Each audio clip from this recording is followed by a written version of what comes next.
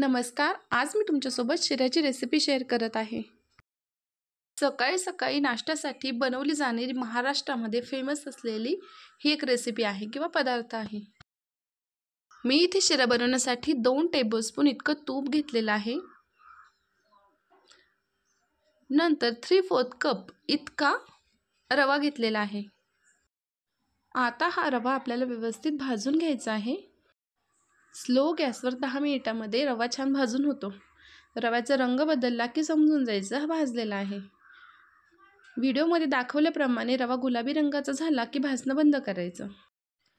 आता रवा काढून मी त्याच कढईमध्ये 1 टेबलस्पून इतकं तूप टाकलेलं आहे. तूप छान तापल्यानंतर आपल्याला त्यामध्ये आवडीचे ड्रायफ्रूट्स टाकायचे. तिथे मी काही मनुके आणि काजू टाकलेले आहेत. ते व्यवस्थित भाजून घेत आहे.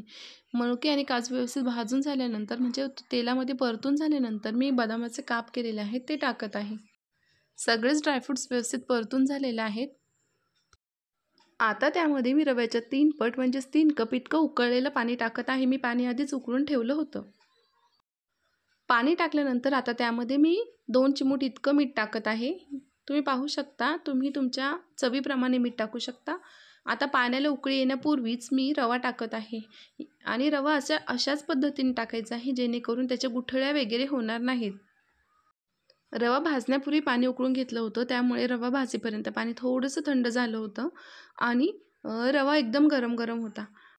अशाच प्रकारे पाण्याला उकळी येण्याच्या अगदी थोडंसं आधी आपण थोडा रवा पाण्यामध्ये टाकला तर रव्याच्या गुठळ्या देखील होत नाहीत आणि रवा उडून किचन आणि गॅस खराब होण्यापासून देखील आपली सुटका होते. रवा छान मिक्स केल्यानंतर 5 मिनिटं झाकून टाकून शिजवला आहे. पुन्हा खोलून मग त्यामध्ये 1 कप म्हणजेच मेजरमेंटप्रमाणे रवा इतकी साखर आपल्याला शिऱ्यामध्ये टाकायची आहे. साखर टाकल्यानंतर शिरा एकदम व्यवस्थित मिक्स करून घ्यायचा आहे आणि पुन्हा एकदा झाकण टाकून शिजवायचं आहे.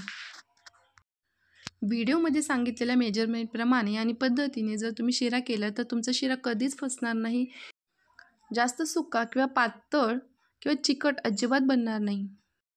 शिऱ्यामध्ये साखर टाकून व्यवस्थित मिक्स करून शिरा झाकून ठेवला होता. 2 ते 3 मिनिटांची वाफ घेतल्यानंतर पुन्हा खोलून पाहायचे. जास्त वेळ झाकून ठेवल्यास शिरा खाली लागू शकतो, त्यामुळे 2 ते 3 मिनिटांमध्ये स्लो फ्लेमवर शिरा ठेवायचा आहे. तुम्ही पाहू शकता फार जास्त घट्ट किंवा फार जास्त पातळ हा शिरा बनलेला नाही, तरी पण आपण 2 मिनिटांसाठी शिरा बिना झाकण ठेवता शिजवून घेणार आहे. त्यामुळे तो मोकळा फडफडीत आणि मऊसूत बनेल.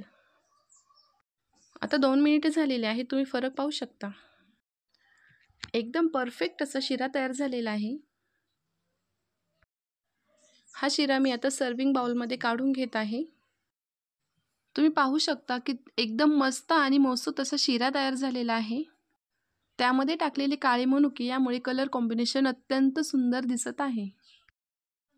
शिरा आपण वारंवार बनवतच असतो, पण ही पद्धत आणि हे मेजरमेंट फॉलो करून तुम्ही एकदा रेसिपी बनवून पहा, म्हणजे चवीतला फरक तुम्ही स्वतःच अनुभवाल. ही रेसिपी आवडली असेल तर व्हिडिओला लाईक करा, चॅनलला सबस्क्राईब करा. धन्यवाद.